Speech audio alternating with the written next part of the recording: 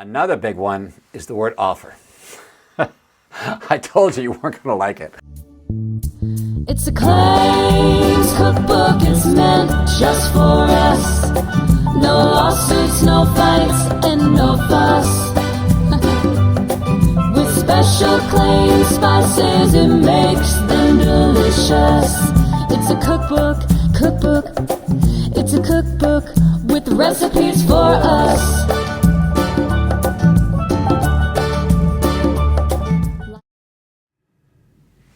Well, welcome back. We're going to continue on with our series of words to avoid. Let me start off by saying welcome to New Orleans, my hometown. This is Jackson. Here, I'll move it over a little bit. Can you see it? Okay. Jackson Square, right in the French Quarter. So if you ever come to New Orleans, take one of those little tours. They're actually pretty great. It's nice scenery. Okay, well, we're going to continue on, but let's first order business. Let's find out who won their dictionaries. Sponsored by our friends at Latitude. And the trivia question was, there are more words in the English language that start with this letter than any other letter. Is it T, is it S, or is it M? And the answer is, well, S, for sure, by a long shot. And the first three people, here they are. 1, 2, 3. Congratulations to our three winners. You were the first three people that sent me an email. So congratulations. I did have some folks that already answered the question that already won a prize. Remember, you're not eligible. Once you win a prize, it's over. But thank you for sending an answer anyway. Okay, we talked about gaining credibility and words to avoid, I said. And remember this paragraph. Mr. Jones, I had a chance to take a look at your file and came up with a value of about $30,000, which we feel is fair.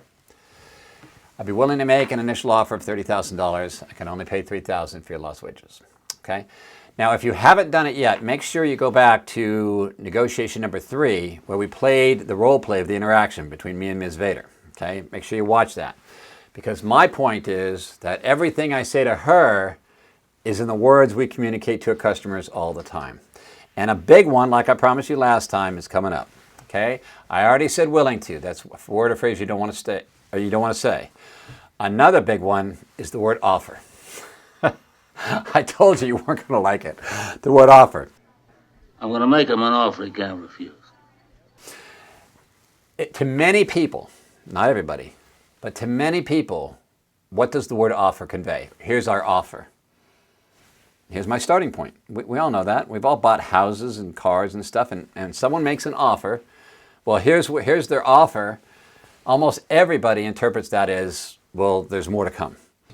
We are prepared to make you a very generous offer. And we are prepared to reject that offer. Michael, you haven't even heard. Never accept their first offer. What is your second offer? Okay.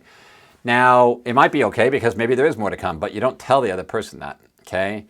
Right now, the figure we're presenting is a fair figure. That's why we're presenting it. We're not lowballing anybody. We're going to pay them what they're entitled to. So that is the figure. But when you phrase it as an offer, it sounds like, well, then there's definitely more to come. Again, there's a very big difference between we're going to offer you $30,000 and your claim is worth $30,000. And we want to pay you every penny of that. Right now, the settlement figure we're extending should be the very figure that we believe is fair. We don't want to ever give somebody less money than they're entitled to, ever. That's not our job. But by just saying the word offer, you're implying that. Well, I'll make him an offer he can't refuse. All right? Now, let me just break for a second and tell you this. I had a friend many, many years ago that worked at one of the companies that helped lawyers figure out what jurors to pick. And what they would do is they would put on mock trials.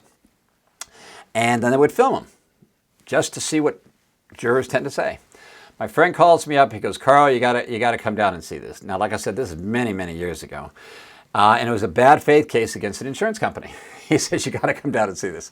So I came down, and sure enough, he starts to play me, not the whole trial, but the recording of the jury deliberations. Now, remember, these people know that this is a mock trial, but they're still gonna do their best. And the very first thing the foreman does is he picks up the letter from the insurance company that the insurance company wrote to their customer. And it says something like, Dear Mr. Smith, our offer to you is $248,000 to settle your claim, which we feel is fair. the foreman stops reading it right there and says, okay, well, their offer was $248,000. What does everybody really think they thought it was worth? They went around the room, and every single juror gave a figure higher than $248,000 because of that word offer. Well, they offered $248,000. Wonder what it was really worth. Only one person out of that 12 said, oh, maybe it was really worth $248,000. Everybody else had a higher number. So the point is, and again, I'm not worried about attorneys. We all know offer, demand, all that stuff. Okay, I'm not worried about that right now. But to an unrepresented person, you never want to use the word offer because it implies something that's not true, that we're intentionally paying less than what we believe it's true. Now, we can always increase our settlement figure if we have a reason to. That doesn't mean we're cheating the person in the first place. We can do that. But right now, the figure we're giving them is a fair settlement figure. And so it would be expressed that way.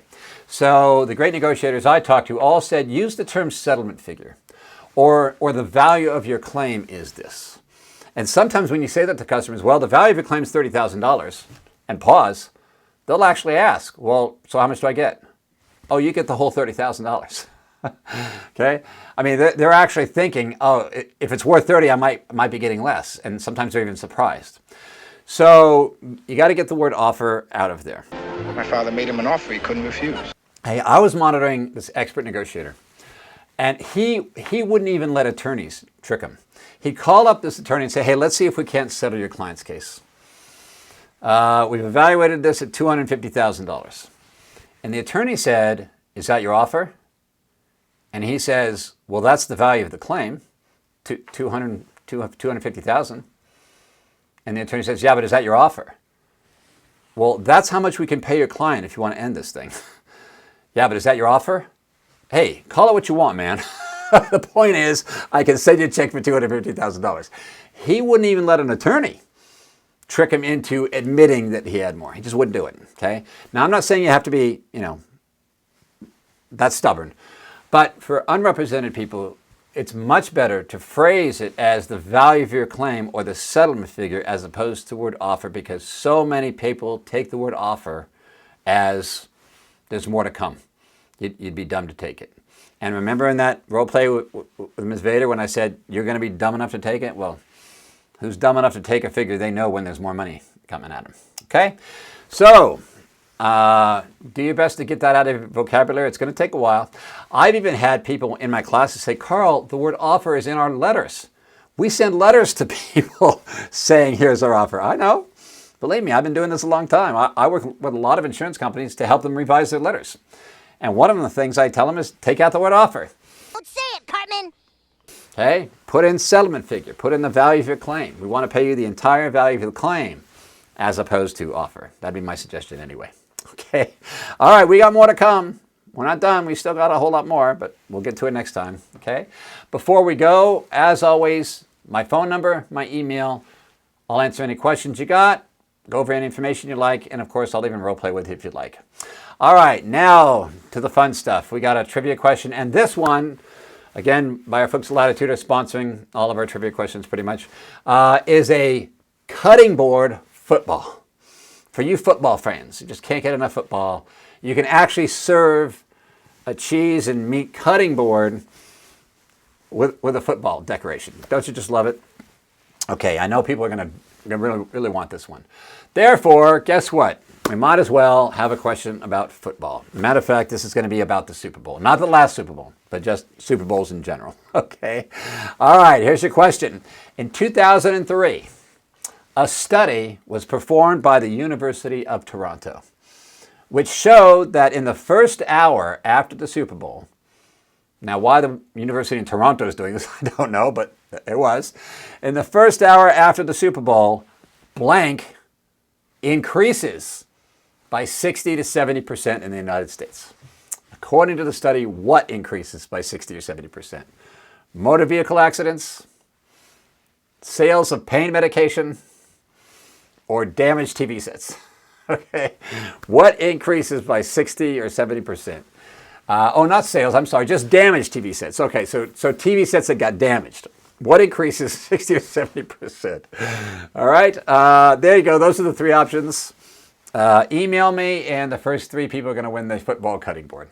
All right, as always, it's been a pleasure, and we've got more words coming up, so stay tuned. All right, see you soon.